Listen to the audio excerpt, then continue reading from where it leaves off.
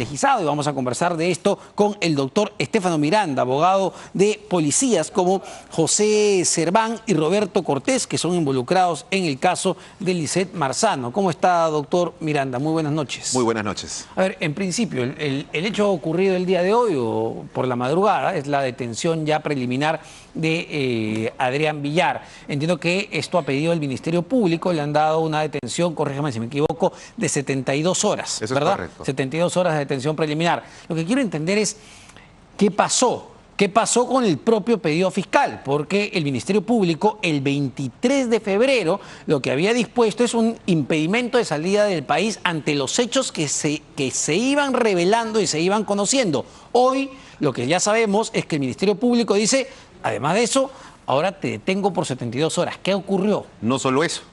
A horas 34 de lo sucedido, la policía le solicita con informe a la Fiscalía que pida la detención preliminar, no el 23. Y lo que hace el Ministerio Público dice, no, voy a pedir solo impedimento de salida. Eso para aclararlo. O sea, la policía en la hora 34 de los hechos pidió a la Fiscalía que le requiera al juez de investigación preparatoria una detención preliminar judicial y no lo hizo. Eso desde un primer plano. Ya, eso es muy importante. Es decir, lo que usted señala es que la policía, antes de las 48 horas, a la hora 34, me dice de ocurridos los hechos, los fatídicos hechos para esta joven deportista, la policía sí solicita al Ministerio Público. Así es, ya que la flagrancia sabemos que dura 24 horas. Entonces, ya encontrándonos en la hora 34, es que la policía le solicita al Ministerio Público que pida la detención preliminar judicial. Pero lo que hace el Ministerio Público es justamente solicitar ante el juez solamente un impedimento de Pero salida. ahí entra mi duda. La flagrancia dura 48 horas. 24 horas. 24 horas. 48 ¿No dura horas, 48 horas? 48 horas dura la investigación, a excepción de algunos delitos que han sido modificados que no se encuentran en el homicidio culposo. culposo. Este delito, el que ha cometido, o los que ha cometido en realidad Adrián Villar, calzan solo para una flagrancia de 24 horas. Eso es correcto. Es decir, la policía no podía hacer nada más después de 24 horas. Hora 25 no podía. Ya. Entonces vamos al caso de los policías, porque claro, aquí se ha puesto en cuestión qué hacían estos policías, incluso como hemos escuchado a nuestro compañero Víctor Castillo, se habla de un tercer policía involucrado. Entonces lo que se quiere entender es, y lo que se está cuestionando es, oye, si los policías acudieron a la casa de la enamorada, la ex enamorada, donde en ese momento acude Adrián Villar con el carro que fue el instrumento de la muerte, del atropello de Lisette Marzano, ellos van, ¿por qué no lo detienen en flagrancia en ese momento? Hay que ponerlo en contexto. A las 23:20 horas ocurre aproximadamente el accidente fatídico que hemos visto todos. ¿Perfecto? Lo que hace el brigadier Cortés, que trabaja en la comisaría de Orrianta del Mar, pero en la sección de cámaras con la Municipalidad de San Isidro, es justamente reportar ese accidente de tránsito a la comisaría y a los entes correspondientes. Pero ¿qué sucede? Como él huye del lugar, no se tenía identificación del vehículo, ni tampoco identificación del propietario. Entonces, ellos con la Municipalidad de San Isidro han empezado a hacer la trazabilidad de retorno. O sea, ese vehículo, ¿de dónde vino? Y empezaron a reconstruir justamente porque ya que él se había pasado 2 semáforos, el que se encuentra en Camino Real con Cervantes y en Camino Real con Miro Quesada. Y es de esa cámara donde tratan de identificar el carro y se dan cuenta que es un Chevrolet gris, pero solo se notan los 3 últimos dígitos de la placa. Doctor, lo detengo ahí porque esos detalles que está dando son sumamente importantes para la investigación y lo que tengan que declarar justamente los patrocinados, lo que ya declararon, entiendo va a ser esencial para tratar de entender quiénes han sido cómplices o han tratado de ocultar la información en todo este proceso. Pero antes tenemos que irnos con nuestro compañero. Bueno, estamos conversando con el doctor Estefano Miranda, que es abogado de los policías que han sido implicados, incluso a quienes se les ha abierto investigaciones internas dentro de la institución, porque fueron justamente a la casa de la ex enamorada de Adrián Villar, donde no solamente estaba Adrián Villar, sino también entiendo estaba el papá de Adrián Villar, la periodista Maricel Linares, incluso usted nos ha brindado, nos ha facilitado el video, no sé si podemos ponerlo mientras hablamos, de la mamá de Adrián Villar Chirinos, que también llega a la misma ubicación. Y lo que nos contaba, me parece muy importante estos detalles, es que la policía cuando llega a la casa, cuando entra a la casa, no conocían o no tenían la información completa de que el vehículo había salido de ahí. Ya. O sea, el accidente se dio a las 11:20. Ahí está el video, perdón, doctor, ahí está el video que nos ha proporcionado. Ese video es del policía Cortés, que empieza a identificar por qué a las 3 de la mañana en este parque de San Isidro había movimiento de personas.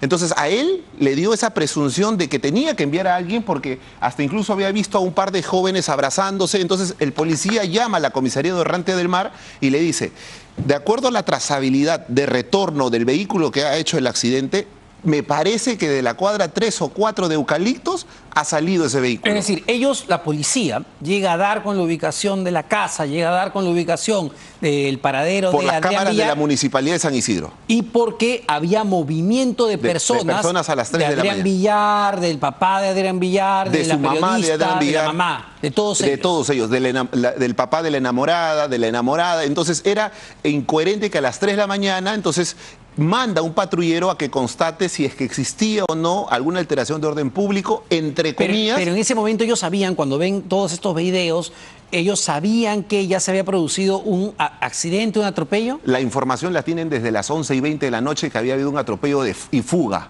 Entonces toda la comisaría sabía que había este evento, pero lo que no se sabía era que el vehículo había salido del frontis de la casa de la enamorada, porque el vehículo antes del accidente, 10 a 15 minutos antes, ha salido de la casa de la enamorada.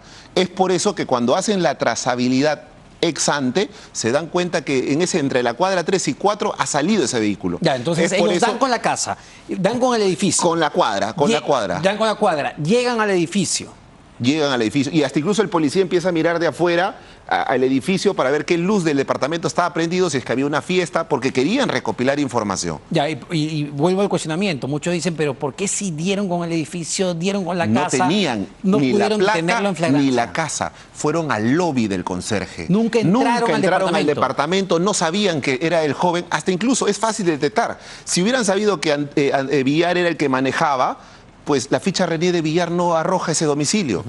Lo que ellos han hecho es retroceder las cámaras y justamente verificar que estaban en el frontis. Es decir, los policías que acudieron a la vivienda de la ex enamorada de Adrián Villar nunca fueron a recopilar información. Pero nunca tuvieron contacto directo ni con el papá, nadie de la familia. Y ahí están las cámaras, está el conserje. Solo hablaron con el conserje. Con el conserje para decir qué vehículo habían salido, qué personas habían salido, quiénes habían ingresado. Y hasta incluso a la hora que ha llegado la policía, este joven estaba en el inmueble. Ha estado en el inmueble. Y quiero aclarar algo.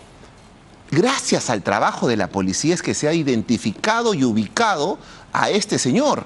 A las 3:50 de la tarde, con ayuda de un software, logran verificar que esos 3 dígitos más lo que faltaba era la placa de este señor, más un repuesto que el señor en la huida ha votado, es que han hecho la recopilación de la información. ¿En qué momento la policía, para volver un poco sobre esos hechos, en qué momento la policía da con el responsable del atropello de... Exactamente a las 3:50 de la tarde del 18 de febrero, dentro de la flagrancia. Un día, claro. Dentro de la flagrancia. Entonces, la policía, la UPIAT, que ya desde las 2 de la mañana del 18 de febrero tenía la competencia, es que empezaron a hacer todas las diligencias. Y cuando van a ir a la verificación de la ficha RENIEC de este joven Villar, no vive ahí, porque su mamá vive en Miraflores y el domicilio era otro. Entonces, han seguido recopilando información, las cámaras, pero para poder llegar oficialmente la policía le solicita al Ministerio Público la detención. En la hora 34. Cuando ya había pasado se le agota la flagrancia, no habían encontrado a este chico Villar, le dice la policía a la fiscalía, necesito detenerlo, porque no ha pasado dosaje etílico, ha huido, y la fiscalía lo que hizo, pedirle al juez, es solamente un impedimento de salida. Hay algo que no cuadra, no encaja del todo, pero quizás usted nos puede ayudar a resolverlo. Usted dice que los policías nunca llegaron a hablar con nadie de la familia de Adrián Villar, ni de ninguno de los implicados, solamente con el conserje. Pero hoy el defensor de la policía lo que ha dicho es que la periodista, Linares, se negó a brindarles la identidad de Adrián Villar, cito textual. No se lo dijo a la policía, lo ha dicho el general Ramírez. Pueden ser por 2 situaciones, por el comunicado o porque cuando se le ha invitado a citar ella nunca ha acudido, pero no creo que haya sido porque están las cámaras ya se ha hecho las visualizaciones, los policías jamás han tenido contacto ni con la familia, ni con nadie. Hemos presentado todos los registros de llamadas para ser transparentes de cuánto duró la llamada entre el brigadier Cortés y los suboficiales que fueron ahí. Entonces, la policía ha hecho su trabajo porque la sociedad tiene que entender que por obra y gracia de una bolita mágica no se identifica al autor. Y la policía en tiempo real ha logrado con la identificación de este señor. Esto significa a las 4 de la tarde. Del 18 de febrero. Entonces, la sociedad no puede decir, es que los policías lo encubrieron. No sabían que en esa casa era o estaba, ¿cómo se dice?, escondido este joven. Y tenemos justamente el registro de llamadas del brigadier Cortés, ¿verdad? Con el suboficial. Quien va a la el brigadier Cortés a las 4:58 lo llama por 18 minutos. ¿Por qué? Porque él le decía, entra el 385, anda el 386, fíjate, y se ve en las cámaras que el policía empieza a mirar, fíjate si las luces están prendidas, identifica si ha salido un carro. ¿Y qué le dice el conserje? No puedo saber porque más de 96 carros hay aquí. Tienes que pedírselo a la administradora. Y la policía tampoco le podía decir que estaba buscando a quien había atropellado porque le iba a fugar la información. Entonces, es decir, este chat o este registro demuestra que hubo comunicación constante entre el brigadier policías, que estaba como jefe de cámaras de la municipalidad, con la municipalidad de San Isidro, y el suboficial que fue al lugar de los hechos. Y hasta incluso el brigadier regresa. Quiero comentarles algo a la sociedad. Este brigadier no estaba a cargo de la investigación, porque el caso se comunica a las 11:20. Quien asume competencia es la UPIAT a las 2 de la mañana del 18 de febrero. Ya la comisaría, ¿por qué no la asume de competencia? Porque cuando hay un muerto, producto de un accidente de tránsito, las comisarías no investigan, lo investiga la UPIAT. Pero quería justamente aclarar ahí. Entonces, ¿la policía qué ha hecho? A pesar de no ser su competencia, han seguido, gracias a la Municipalidad de San Isidro, siguiendo haciendo la trazabilidad, porque en el primer contacto no había los dígitos completos. Un dato, nos ha ganado el tiempo lamentablemente, pero un dato clave. Se ha solicitado la detención preliminar por 72 horas, pero de cara a todo lo que tenemos, ¿qué va a pasar con Adrián Villar en los próximos días? ¿Se acaba la detención preliminar? ¿Sale libre o lo más probable es que haya una prisión preventiva? Aquí claramente estamos hablando de un concurso real y hasta incluso yo creo que la tipificación debería ser variada por un homicidio simple con emoción violenta. Con dolo eventual, perdón. Porque aquí claramente hay una exorbancia de las reglas de tránsito, no se ha sometido al dosaje etílico, ha dejado autoexpuesta a una persona en el peligro, se ha fugado del lugar. Entonces, hay un concurso real que la pena superaría los 6 años, claramente. Entonces, Fiscalía tiene que pedir prisión preventiva. Es decir, es más que probable que Adrián Villar no salga en libertad luego de estas 72 horas. Y claramente, después de demostrar la obstaculización, el abogado dijo algo y no se ha demostrado eso.